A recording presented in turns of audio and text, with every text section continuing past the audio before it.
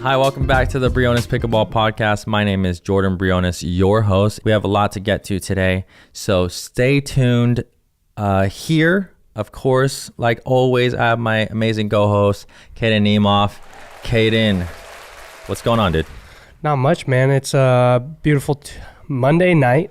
Yeah, and, dude, it's late. It's late. It's a little late. I'm not going to lie. It's a little past my bedtime, but we're here, and we live in the present, and let's have some fun. Let's have some fun. I like your shirt. Oh, I was going to say I liked yours. Oh, but, nice. Yeah, nice, man. Yeah, man. And I got little Scottsdale Oh, of course. Scorchers, and you have a match, or you have a game tomorrow night, yeah? I do. Yeah. I'm playing against Ryan Treffery, my boss. That's nice. So, yeah, that's going to be beat up on the boss, man. that's right, exactly. Beat up on the boss, man. I considered like offering like my job.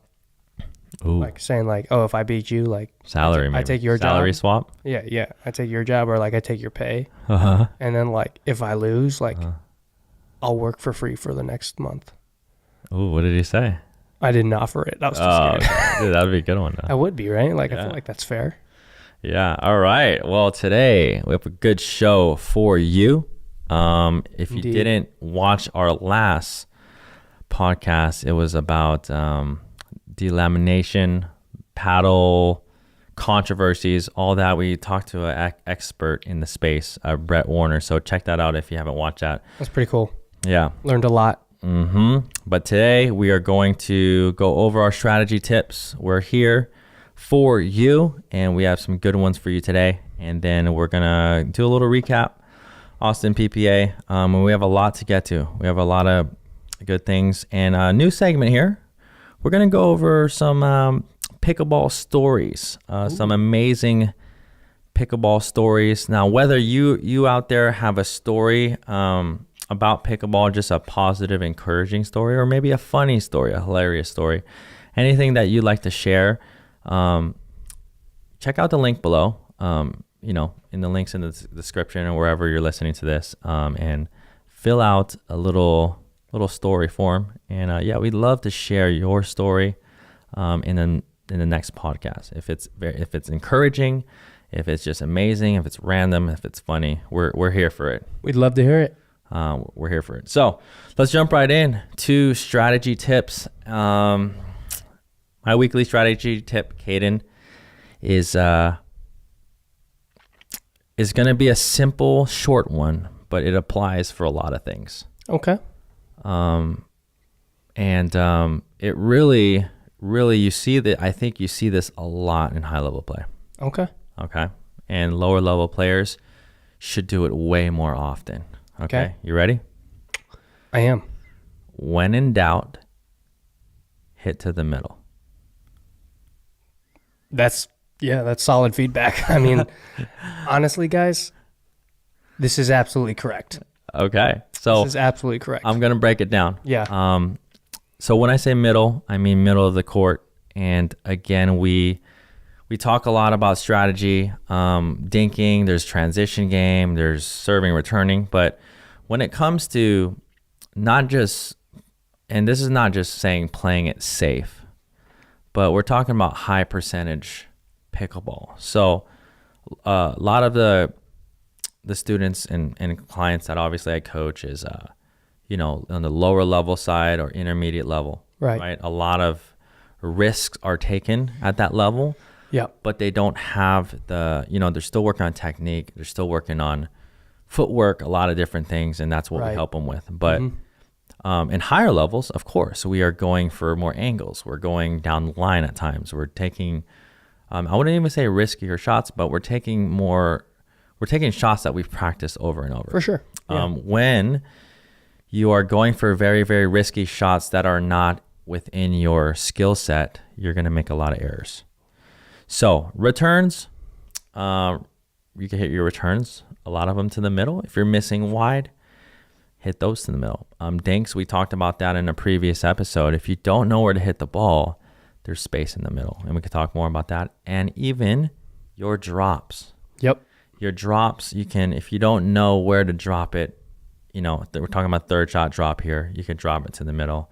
And then lastly, attacks. Like Yeah. if you're not sure, I was gonna say your speed ups. if you don't want to speed up to a person, you can speed it up. At least have them fight for that ball. Yeah, right. Well, one thing that is a big advantage is going in the middle causes confusion.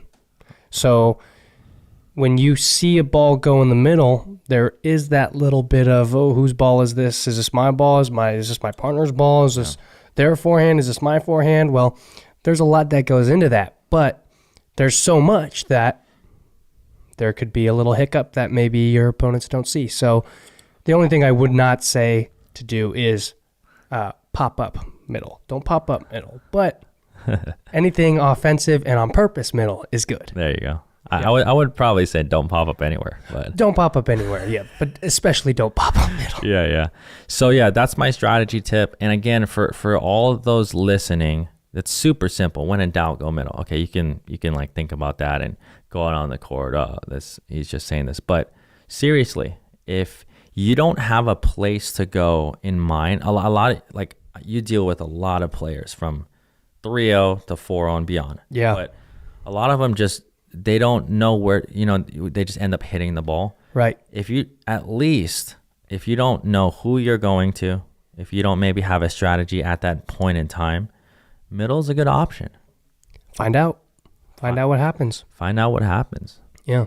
All right. For sure. So that's my strategy tip, Caden. I know it's super simple, it's sweet, but take that with you. If you're on the court, you're playing a rec game, you're not sure, play some high percentage ball, Yeah.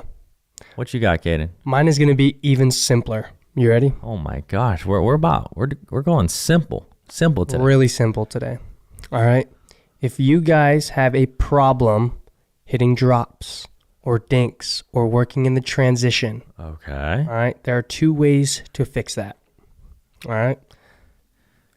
Bend your knees to get lower and drop your paddle head.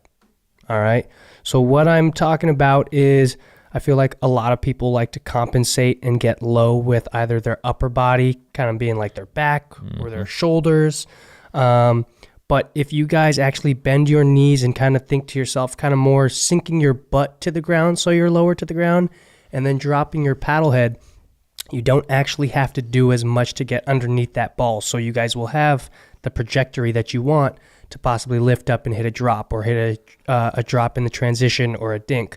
But you shouldn't be overdoing anything with your upper body. If anything, you want your upper body to be as quiet as possible, which means you drop that paddle head, you bend your knees and sink your butt a little bit. You guys will have a much easier time getting lower to the ball and reaching those balls that are maybe at your shoelaces or at your shins or knees. Really good. Really good. Yep. I mean, I see a lot of people just standing straight up. Yep. Obviously, so along with that, maybe a little bit wider stance that helps. Yeah. Have you ever seen one of those like car dealership like air balloon thingies that just go? Yeah. That's kind of what I see every now and then when someone doesn't know how to bend their knees. They're just like bending. Well, you know what? All over the place. I thought you were going to say something else. That's actually a really good. So yeah, keep that in mind. Those so they have like air vents or whatever, and if you guys talking about car dealerships or whatever, but those sway guys going around. But you know what? When you first said that, I was thinking something totally different. I was thinking of that's usually what I see when people are getting attacked on. Right? Oh, for sure. Yeah. So when you talk about quiet body and being still and stable and balanced, that's the opposite of what we want to do. Exactly. We don't want to panic. Exactly. I told a student today, literally today, I said, you know what happens when you freak out at the ball? She was like, what? I was like, well, the ball freaks out too. Ooh. It's true. I like that. The ball reacts to your body. I like if your body's moving. Actually, I shouldn't even give this tip right now. I'll say this for the next week. But okay. But basically, I like that. Yeah. What I'm saying here is if your body is moving fast, that ball's going to move fast. If you move your body slow, the ball will be slower. If you freak out and flip your beep, you know what I'm going to say. The ball's going to freak out and lose its. So, stay calm. It's good. I like that. Stay cool. Stay collected. All right? The ball reacts to your body movement. If your body's crazy, the ball's going to be crazy. Bingo. Like it. All right. I gave 2 tips today, man. All right. Dang it. Hey, 2. What is that? 1 for 2 special? Yeah. Buy one, get one free? Yeah. 2 for 1. 2 for 1. That's what it was called. Yeah. 1 for 2. All right. All right, Caden. Really good. And on that, yeah. So you said about the paddle head. I just want to clarify that. You know what? From now on, we got to have a paddle right here on set. Facts. Okay. And a ball. Maybe, but paddle for sure. But okay. Again, like if this was the paddle head is the tip of it. Correct. What Caden's talking about there, if you drop that down, we can easily get under. So, if I'm hitting a forehand, we want to get under that ball. So, yep. Really, really good stuff. All right. So I know last episode we really went in depth on the paddle industry, and just the controversies and things happening. We already talked a lot about that, but just do want to mention, obviously, there's a lot of things happening with Paddlegate 2.0, the delamination. We already went over that, so we're not going to do that again. But one thing that I do want to mention, though, is carbon, man. Just under the lights again. I don't really get it. I don't either. And again, there's a lot of paddle companies out there that are doing similar things and have similar results off the ball and off the paddle, but I don't know why carbon gets isolated every time. Carbon constantly gets the heat, and it's like I seriously, yeah. It doesn't make any sense. It doesn't make any sense to me. Now, like I will say, even with the original, what am I trying to say here? The original Paddlegate 1.0. Yeah. Right? You look at the grid on those paddles, they're not even that crazy compared to what's out on the market these days. So now they're taking heat again for this delamination. Yeah. That I'm sure they're not the only company that's doing it, but yet they're the ones that are always taking the heat. Like, honestly, it sucks. Like, I know Garrett. Garrett's a great dude. Shout out to CRBN. They're a great company, good guys. So if you're supporting them, I don't get why they're taking this heat. Like, I really don't. Like, they are not the only ones. Yeah. So again, there's a lot of things happening. PPA's working on it, and I don't know if they're going to find solutions right away, but we talked about it in the last episode, but just want to bring that up. It's just crazy. It's unfortunate, honestly. That was just on my notes here. Yeah. And then again, so now let's just, let's get right into it. We're going right into PPA Austin, and we're not going to do a huge, long recap here, but we're just going to go over some main things here. Triple crowners are back. Royalty is it's funny. We brought up here to stay, I guess. Yeah, we brought up the Triple Crown era. Yep. It died for about a month and a half. Was it that long? Maybe a month. I think one tournament, dude. Was it really? I don't know. Maybe. No, I think it was 2. Maybe it was 2. Maybe it was 1. I don't know, guys. I don't have great memory. Okay, I don't even know what I had for breakfast this morning. But I do know is that Leigh Waters and Ben Johns are very much alive. Oh yeah. Nothing is wrong. Okay, it's human to lose, and they just don't like doing it. So, yeah. Yep. So Ben and Leigh, Triple Crown winners again. Men's, women's, mixed, and singles. We're gonna go over a couple of the results here, starting with the gold medal winners in the men's doubles. Ben Johns, Colin Johns for gold. If you haven't watched it, Matt Wright, Riley Newman. Silver, Dylan Frazier, and JW for bronze. So, couple of things to note here. I just want to say off the bat, it was a close. I mean, I guess a couple games were close in the finals, but let's just talk about Ben and Colin real quick. Obviously we talked to them about them in a previous podcast, but we talked about specific things that keeps them on the top. Right. And we talked about this on the ride or when we were having lunch. It's just a chemistry thing. Just how they really, really have figured out how to be the best team together. It's true. Yeah. And then against Riley and Matt, I mean, they balled out, but I just think that right now they have just figured them out. As the Johns have figured out Matt and Riley, they just know. Sure. They just know where to pick their spots. I don't know, just any feedback, or if you watched anything. I mean, on that. Ben and Colin have also been playing for, 3 years now together?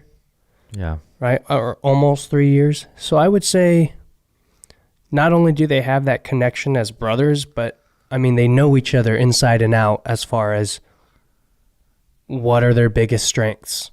You know, they can go home together and watch every single match that they've played against Matt and Riley. Yeah. You know what I mean? Yeah. And they can break every single point down and say, okay, when this went wrong, this is what we were doing. This is what happened, right? And so having that luxury is actually kind of huge. And I think it's one of the biggest reasons why every single tournament, it's not that Matt and Riley are just getting blown out of the water. No. It's Ben and Colin realizing what works and what doesn't, and they know exactly what they need to do in order to beat Matt and Riley. Yeah, and as boring as it may look to the average viewer, and us pickleball junkies, or we're we play the game, we study the game. We've been. It's not a secret that going middle, staying there is safe. Then pulling it wide at the right times is really good. And then one of the things I was talking to you about, Caden, is just their countering has gotten better. So the times that I've watched the matches all the way through, the times that Matt and Riley has beat Ben and Colin, they're very aggressive because they can't win it any other way. Right. They're not going to win dinking. So they're very aggressive, and Matt in particular is countering well, and he's attacking just lights out. Right. So I don't know. It's going to be a tough challenge for Matt and Riley moving forward. But I do want to shout out Dylan Frazier and J Dub. They took, I don't know if you know this, they took Riley and Matt to a third game, 11-9. So they had them. Yeah.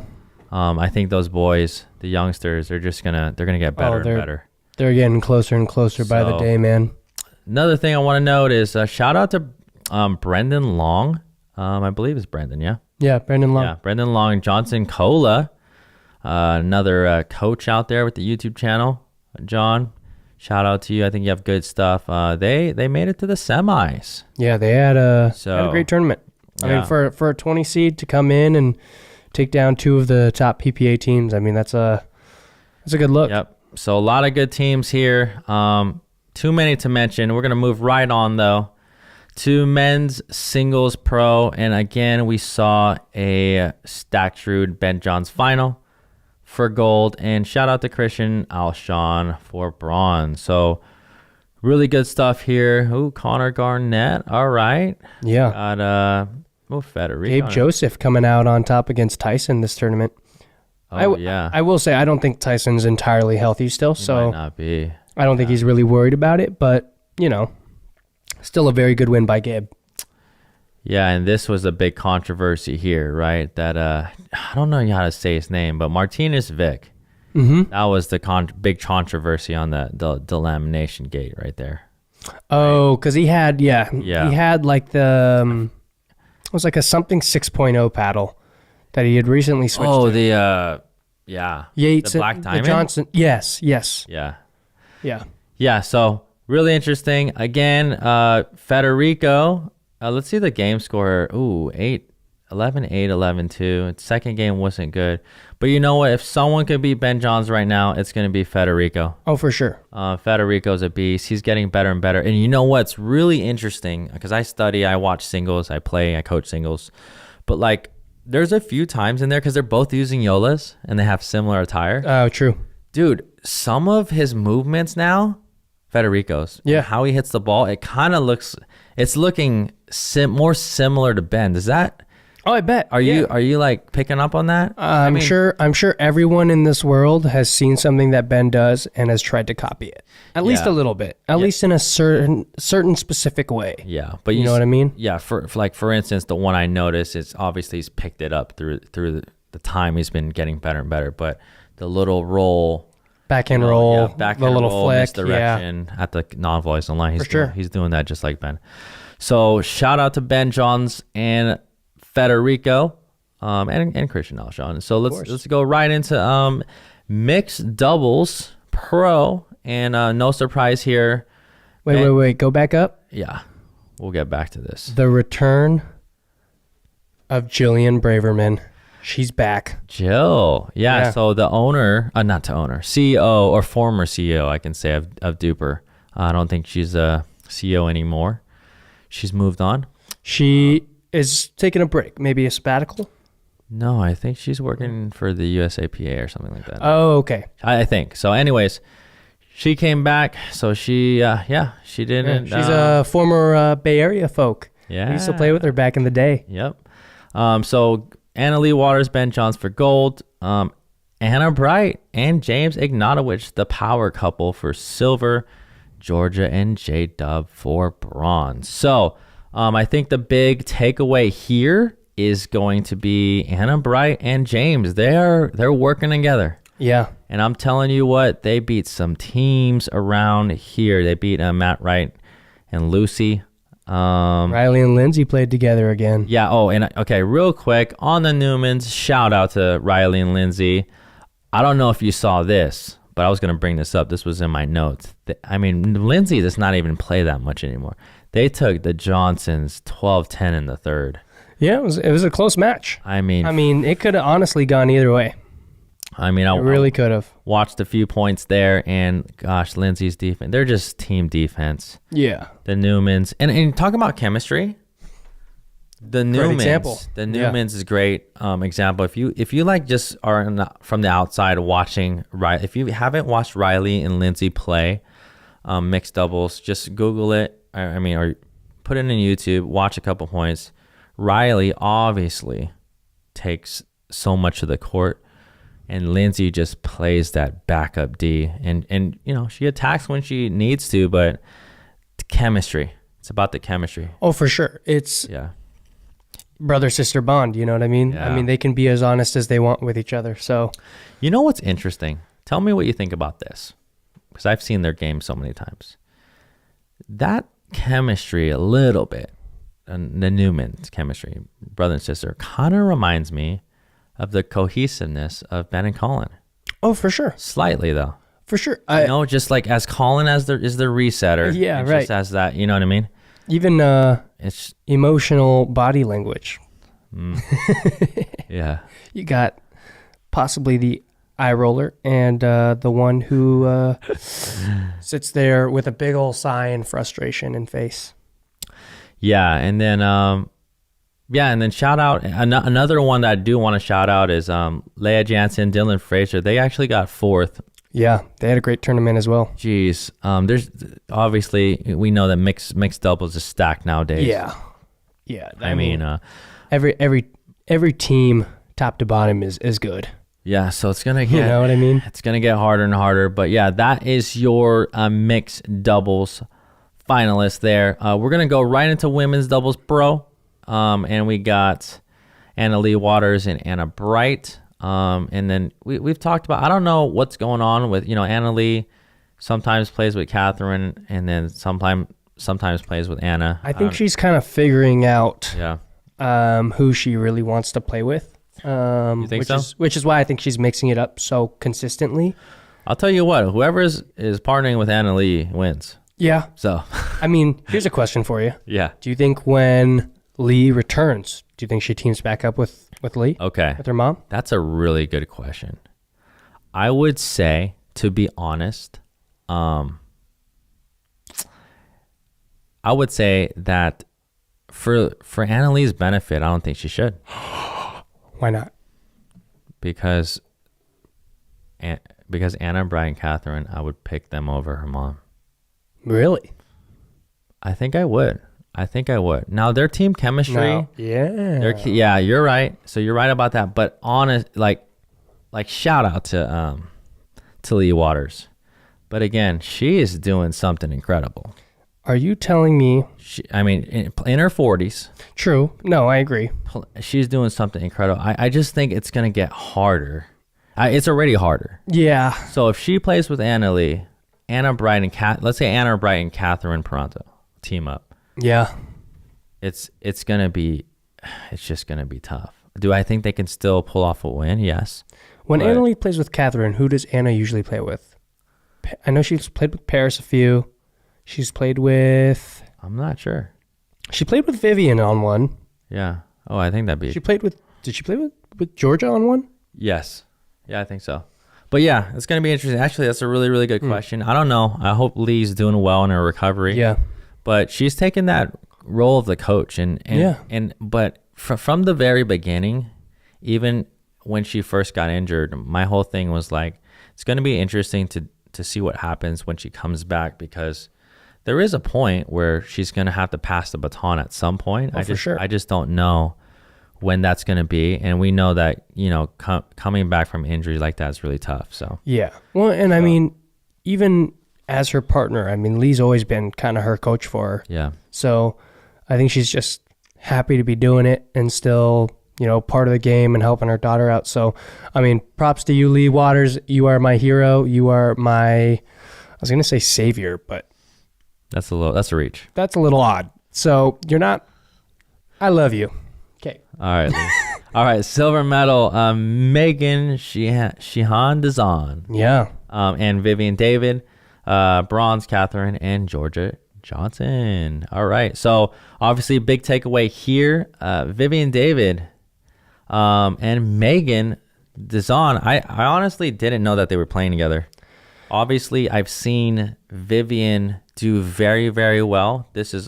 I think this is the first time that Megan has medaled in a PPA.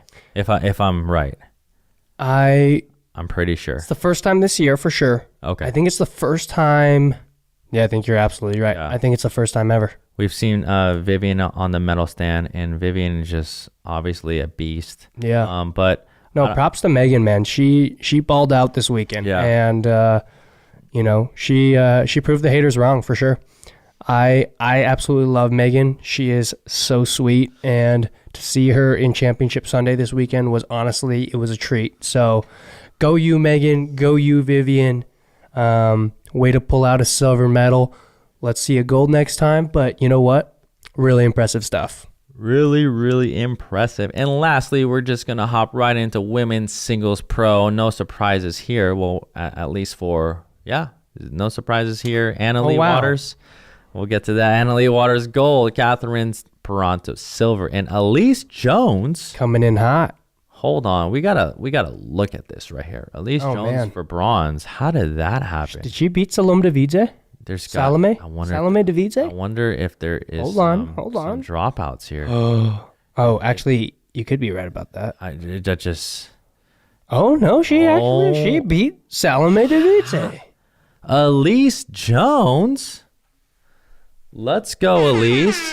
If that doesn't prove to you guys that height does not matter. Well, I thought I was going to say hard work, man. Oh, I know. But in the sport, really? I mean, that's awesome. I got to watch that match now, because we have known that Salome is a top singles player, but. Oh, for sure. Wow. I haven't seen Elise play. Where did Leah lose? Wow. Very, very interesting. Oh, well. Yeah, but. I mean, yep. Wait, is this the losers bracket? Yeah. Oh, wait. What? Let's see. Leah Jansen. Where does she fall here? Yeah. Did she not play? Maybe she didn't. All right. Oh, maybe Leah didn't she did not play. Shout out to Elise Jones. That definitely is her first PPA singles medal. Yeah, for sure. She's actually a pretty good singles player. She's scrappy. Yep, haven't seen her play. So that's really interesting. We'll hop right in. But before that, we're gonna jump in. Just a little announcement. Short announcement here. Mid-roll announcement. If you're looking for some training, we are still booking our 2-day intensives in Colorado Springs, Colorado. So if you're looking for a really good opportunity to train with me in person on the court, you've seen a lot of our videos here. Yeah, I would love to work with you. Sign up for it. Come on, guys. Yeah. It's a 4-to-1 ratio, very, very small span of 2 days, over 10 hours on the court. Wow. We do strategy breakdowns. I do it slow-mo, and I do technique breakdowns. We have a lot of fun, and it is, we've done 7 of them so far. There's nothing else like it, folks. And the feedback has really, really been amazing. And we're putting together those testimonials, but you can just go on our website at briones.pickleball.com. And also, along with that, I also want to just remind people that Caden is going to be, he's ready. He's ready. I was born for this. He is teaching all over. So you can also go to brionespickleball.com for that. He's going to be teaching some camps and clinics all across the country. So if you would like Caden Niemoff, great instructor, great person to be around, very knowledgeable about the game. You don't have to lie. No, I'm just kidding. No, Caden knows. And no, seriously though, we have a form that you can fill out if you want them at your club, at your local courts. Again, here's the thing. When it comes to learning pickleball, and we talk about instructors all the time, we talk about good information. I mean, there's a plethora now of information on YouTube on how to learn pickleball. Now, when I first started teaching pickleball online, there wasn't many to choose from. Now there's so much content out there. It's hard to weave in between the weeds, and find what's good quality instruction, and find an instructor that you can trust in, and you know what they're talking about. So yeah, if you'd like to sign up for a 2-day intensive in person with me, we're doing some in Colorado Springs and some here in Arizona. But if you want someone to come out to you, and you have a club or local facility that has multiple players that would like to do some clinics and camps, Caden Niemoff is your guy. I'm your guy. Yeah. I'm your guy. One thing, just one quick thing that they can expect. Caden. Ooh. Just a little, nothing like on the surface level. Let's give them something fun, something exciting. Okay. Well, I am a very personal coach, so I typically like to have a lot of fun in my clinics. I like to crack a lot of jokes, but never enough to the point where people don't know whether I'm serious or whether I'm just kidding. So be prepared to have a lot of fun. We're always going to share a lot of good laughs. There's a lot of laughs when Caden's around, I just gotta say. One thing I think one of the nicest things that has ever been said to me, it was said by Lori Johnson, Craig's mom. Okay. And she said, "Every time I walk by your class, I always hear your class laughing." There you go. That's a good one. And for me, I teach so many hours that I don't even recognize it, but I am always having a good time when I teach. Yeah. Awesome. All right, Caden. So, yeah, if you'd like to sign up for the 2-day intensives or for Caden's camps or clinics to coming to a place near you, just go to brionespickleball.com. All right. So now let's hop into our new segment here. We have a lot more to get to, but we're going to hop right in. If you have an amazing pickleball story, did we talk about this already in this podcast? No, in the morning. Wow. It's late here. It's really late, guys. But in the beginning of this podcast, yes, we did. We talked about it. Okay. Yes. All right. So yeah. Yeah. In the morning, guys. I'm on top of things, as you can tell. We're gonna we'll leave a link in the comment below, but we're gonna actually read some of these amazing stories here. And again, we're just getting these in, and these are just, sometimes they're amazing stories, and sometimes they're just a little thing that they're sharing. That's coming from somewhere around the world. Okay. So this one says, we're just going to get right to this one. This one says, "Hello, hope you are having a good day. I'm 19 years old and my brother is 15. We are both fully committed and have goals of playing pro pickleball someday." That's awesome. "But we argue a lot about stacking and who should play on what side. We both prefer the left side. I play a lot better on the left, and we win most of our games at a 4-5 level when we do stack with me on the left. My younger brother still insists that I play on the right side. Should I agree with him and play on the right while I focus on my game and more important things, since it really does not matter at this level? Thanks a lot. That's cool. 19-year-old kid sent you in this. That's awesome. Yeah. So there's a lot of different responses here, but I guess someone put a question. But no. What do you think about that, Caden? I personally think if you are a really good left side player, it is acceptable to tell your partners that you are a better left side player. But my thing, honestly, is if you are a great left side player, it is now your job to become a great right side player as well. All right. So let me tell you, looking at this, and this is all comment. Yeah, this is all we have, right? We Yeah. haven't seen their game, but what right. advice can you give them? I would say if your brother is insisting on playing the left side, let him do it. Let him have a little trial at it. And what you can do is now really work on your right side game to help him out and make his left side experience a lot better. And like I said, this comment actually brings me back because when I was kind of 17 to 19, and I was still kind of figuring out what I really wanted to do with pickleball. When I was playing, I was always most comfortable on the left side. And it wasn't till I realized that I was actually playing in a tournament with a left-handed player. And when we weren't able to stack, I just remember feeling how uncomfortable I was on the right side. Like I almost felt like I didn't want the ball to be hit to me. Mm-hmm.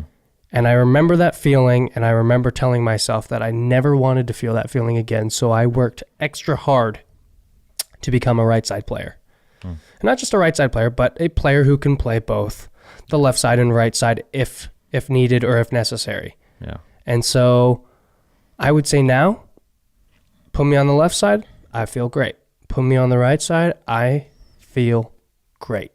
So if you are comfortable on one side, don't get too comfortable because, if I can have a player who can play point guard all the way through small forward, I'll take that guy over the guy who can only play point guard or only play shooting guard. There you go. There you go. You know what's really interesting? Dude, is this can't be Chaz and Jace, right? It's so funny, dude. If this is, shout out to Chaz and Jace. Isn't Chaz 18? Dude, okay. Is Jace 50? Yeah, it's okay. Anyways, I don't know if it's them. But okay, it might be someone local in Arizona we know, but we don't know. But just really quickly though. Wait, it's kind of sounding a little bit more. Okay. Real quickly though, if just to answer this question, you're playing with even a partner. It could be your brother or a friend or whatever. If you guys are winning and doing well, then that says something. True. Now, very true. Now, what you said though, to switch it up and see what happens, there's nothing wrong with that either. I think you guys need to experiment and try both out. Try playing straight up and see how that goes. Yeah. Honestly, so yeah, I would just try it out. I mean, if you try out a few games or a few tournaments with the other way and it's just not really gelling, then go back. There's nothing wrong with experimenting. The biggest thing for me too is like, if you're not playing with your brother, you can't just expect everyone to let you play the left side. You know what I mean? So, whether you like the left side or don't, you're going to have to eventually play it. Same with the right side. So get comfortable with both. Yeah. Get comfortable with both. If you can play both sides, you are at a huge advantage. Yep. All Holy right. smokes, that one's long. That's a long one, but you know what? We're gonna save that one for next time. This one I'm gonna just read this last one here. Okay. By Anonymous. I was told by one of my orthopedic surgeons I was too young to have my knee replaced, and I would only do it if I promised not to go back to roller hockey, softball, baseball, and snowboarding. That's kind of messed up. Yeah, those are probably his loves of his life there. But at age 53 and 57, I had both knees replaced and was getting bigger and bigger, not playing sports like I used to. Okay. Tired of staying home, my friend threw me on the courts and said, play. Chasing the ball was extremely painful at first, but playing pickleball built up my muscles and gave me back my drive to compete again. I Googled pickleball and found Jordan Briones Pickleball. Learned a lot. I play Monday through Friday, 20 plus hours a week. Jeez. And I'm playing in my second tournament this weekend. There are a ton of people that need replacements and are encouraged by my play. I'm so happy that I can prove to them there's more to life with knee replacements. Shout out to this guy. That's super awesome. That is super cool. And there's so many stories like this. Again, if you have a really good, encouraging story or something like this, in the link or the comment in the description below, we'll leave a link where you can do that. But that's just really cool. There's really nothing like a feel good pickleball story. Yeah, man. Well, there's just pickleball is just great. And yeah. You have a good story with pickleball. It's just I'm pretty sure the way most people have found pickleball has been pretty interesting. So yeah. So share your stories, everybody. Yeah, share your stories. And about knee replacements, my dad actually had both of his knees done. Really, my dad had both his hips done. Yeah, and my dad is back playing at 4550 senior level. Yeah.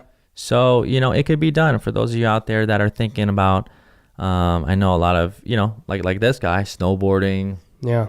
Hockey, a lot of things could wear, but if you rehab it right and you have a good attitude, a good mindset, it could be done. Oh, no question. So really cool story there. Now we are going to jump right in to you know what? There's a few things that we didn't get to. Oh. Yeah, on the last PPA Austin. And I just want to get some of your feedback here. Okay. A lot of there was a tweet that went out. I think it was from Zane. Okay. Zane Navratil. Okay. And talked about the wind and Ben Johns, I think, either retweeted or he said something to kind of spark people's interest in this. But the win was a big factor, I guess, in this last PPA Austin. And we talked about that on a previous episode about playing in the wind versus playing against the wind, things like that. So when you and I've seen it, and I've also been in it where it's very easy. Like you'll see a blowout, like 11-2, 11-3, 11-1, and then it goes to the other side. Then you see the same outcome but flipped. Yep. Then it comes down to game 3, and it'll be semi-tight. Then it'll be close because you flip. You switch sides. Yep. After 6. Oh, points. For sure. They were saying they basically brought up, is there a way, or they would like to see a way that instead of just flipping, maybe per game every 6 points, or flipping basically sides more often like they do in tennis. Because for a win, obviously if the win's not a factor, it doesn't matter that much. Yeah. But so for example, I don't know if you know tennis scoring, but every odd game, you switch sides. Yeah. What are your thoughts about that? I actually think that's kind of cool. I think, honestly, if it is windy like that, I mean, there are pros and cons to both playing into the wind and against the wind. So whether you prefer being in the wind or against it, I mean, if you're switching a little bit more frequently, it could be pretty beneficial and pretty evenly matched. Yeah. I think that would actually be really cool. Yeah, I think that would be kind of a fun little trial. Yeah. Honestly, just to kind of see how it works out, and how much better, scores are and stuff like that. But I mean, as a player, I think that would be pretty cool too, because you really don't want to play a whole game on a side that you don't like. Yeah. You really don't. It's really not fun, So, I mean, you're absolutely right. I've had matches where, I've had the good side and I've won easily 11-1, and I'm like, phew. What in your experience, Caden, what has been the good side for you? Is it with the win or against? Usually, I like being into the wind. Yes, so you're hitting the ball and the wind is pushing back. Correct. Yeah. Yeah. So why is that? It allows me to hit the ball a little bit more and hit the ball a little bit more freely, while also feeling like I'm not going to have too much consequence, just because I know no matter how hard I hit that ball, it's going to blow kind of back in. So I can give a little bit more to the ball, and I don't want to say be not careful, but yeah, you have to be less careful. But you can kind of hit out. You can kind of go for it and say, well, if it really goes out, then there's not that much wind, but I'm pretty sure that this ball is going to drop pretty much. And it's definitely nice for passing shots too. You can hit that ball a little bit higher that usually most people are going to look at and go, oh, that's way out, and then it's going to kind of just drop in. So there's that, right? Yeah. You can hit it higher and it kind of drops in, but also like maybe your drops and stuff too. Yeah. Like it's going to dip. It kind of just kicks and like dips down. And dies, yeah. Yeah. For sure. Yeah. All right, cool. What do you think? You like playing into the wind too, yeah, right? Yeah. It's just for the same reasons. Yeah. But I would say that the drops, it's a little tough. You're just going to have to hit them a little harder. Right. But like obviously, but then that's why you'll see a lot of drives. Yeah, right. Well, actually, when I play into the wind, I actually use my signature shot that nobody ever knows of. What is that? It's called the drip. Ooh, the drip. Is that a drop drive? Yeah. Okay. Yeah. The shot that a lot of people know of, I guess. No. Only me. All right, I'll let you. All right. So so there's that. Playing with the wind. Obviously, there's a lot of rules that have been changed over the past, X amount of years. The game is so changing. We went from a regular serve, and the spin serve, with paddles, spin serve with two hands, with to fingers, spin serve with with one hand. Yeah. To back to regular serve. Bless you. Oh yeah, thank you. It's been a ride. I would say our rules. I'm sure there's a bunch of like little rules that change throughout the year every year, but there have been 5 or 6 rules that are pretty big, like that they've changed over the. What are the couple big ones that you could think of that you think that affected the game in the past 5 years? I would say serve obviously is number one. They changed when they took back the spin serve. I would say big change because the spin serve, adding the serve and then taking it out. Yeah. Well, they didn't really add the serve. It was just invented. Yeah, right. It was kind of like here's what you can and here's what you can't do. Yeah. Right. But I guess it was always kind of there, but then it was in like full effect in like 2021 and 2022. I'll tell you what, it's so crazy. I think when we look back in pickleball history, like 5-10 years from now, I think the spin serve will just sound crazy. Oh yeah. Just because having to explain that to people, they're going to be like, what? Yeah. People actually did that? How do you even do that? Just to be honest, like looking at people change their body. Oh my God. It looked a little funny. It did. Honestly, as someone who didn't use the spin serve. Did you not practice it much? Not really. As soon as they took it away from the paddle, I stopped doing it. Yeah. It was super easy with the paddle. Mm-hmm. Once I had to start flicking my hands and shenanigans like that, I was like, man, I'll just hit a regular serve. Yeah. But honestly, playing against it. Oh, I've played against some players that have a pretty nasty one. Hayden Patriquin used to have the filthiest. Did he? 2-hand serve. And it wasn't filthy as in it was hit hard, but it was kicking like 3 or 4 or 5 feet. Yeah. You know, and like as soon as like Ben and even Anna Lee got their hands on it, especially Ben, like Ben's serve. He didn't have the best spin serve. No, but Yeah, I mean, he's already great. Ben's serve without the spin is already disgusting. You know what I mean? Yes. And now you add like maybe a little kick that goes to the left or to the right. Like you're dealing not only with a ton of pace that's flat and hard just coming right into your body, but it's also now kicking a little bit to the left. I mean, shoot, I think I played him one time where he had the spin serve, and I think he broke my ankles probably like. Wait, did you play him singles? Yeah, it was like 2021. Where? PPA? In Vegas, yeah, in Vegas. It was a while. And he was using the spin serve? Hell yeah, man, it was ridiculous. Oh my! That was like my final straw for the spin serve, because I literally played against Hayden and Ben that tournament, and I was like, dude, I came back on, this spin serve is the dumbest freaking thing on the planet. Yeah. Well, I mean, I know I've mentioned this before in a previous podcast, but that was a tough time as a coach for me. Yeah. Like I was like, you don't want to teach it, but like everybody wants to learn it. I was on the, I don't know, what is the word, precipice? I was at the tip, or I was at the line of, I was kind of waiting what the rules committee what they were going to do was going to do, because as a good coach, you learn and you adapt. It's true. If you have a coach out there and he says one thing and it never changes, then I might reconsider on that coach. But for sure. So that was a tough time, because I didn't really, I made some videos on it and stuff, but like, again, if they were just going to adopt and accept it, then I would have to learn the thing. Right. Which I was experimenting a little bit. But I'm actually glad that they.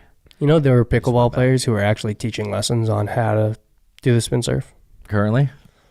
Not currently. Oh, there like were. Like when the spin serve was big, like players were literally like just taking pickleball lessons to learn the serve. Wow. Just to learn that part of it. That's actually crazy, because, wow, imagine paying for a lesson and it doesn't exist anymore. I don't know. That's the first thing I could. Literally. That's why I didn't teach. I was like, dude, if you're gonna learn, if I want to teach you something, let's work on your technique of your swing, and then you can, if you want to learn the flick, then you go. It's like buying a brand new like gas car, and then all gas vehicles and gas stations get banned, and it's all electric cars now. Your gas car is done for. Hey, that sounds like California. I don't know. Spend the money on a gas car, and it's no longer being used anywhere. That does sound like California. Yeah, but I don't know. Anything else, Caden? I know this is a short one today. Yeah. Well, shorter one. Shorter than usual. But no, I felt like we kind of dug into what we needed to talk about. And if you guys have any suggestions for us, or want us to talk about anything that you guys feel is important, definitely feel free to comment. We love when you guys compliment us, so if you guys have something nice to say, feel free. If you guys don't have anything nice to say, maybe don't say it, unless it's constructive criticism. Then we'll take that. But no, we love you guys. We appreciate everything you guys do for us, and make sure to like, subscribe, and like I said, comment something maybe possibly nice. Yeah. Oh, and then real quick, did we talk about your match tonight? Oh yeah. Where can they find it? What is it? Well, if you guys are interested in watching any Arizona Pickleball League matches, you guys can find it online. If you guys are here in Arizona, you guys can come watch live. We play every Tuesday. Not us specifically, but the league will be going on every Tuesday. And then... You know the website, though. If you guys are interested in watching it online, I will be honest, they don't stream it on YouTube, but they do on Patreon. So if you guys are interested in watching it live and have a Patreon account, you guys can watch it on watchtnp.com. Okay, so it's WatchTNP. TNP, correct. Let's see if that is the correct. Oh, come on. You know it is. You know it is. Come on. All right. There we go. Bang. Tuesday night. Oh, my gosh. Tuesday night pickleball. Okay, so this is really cool. We talked about it in a previous episode, but we're going to be rooting Caden on. drafted to a pro local league here, and they are doing something. I think it's the first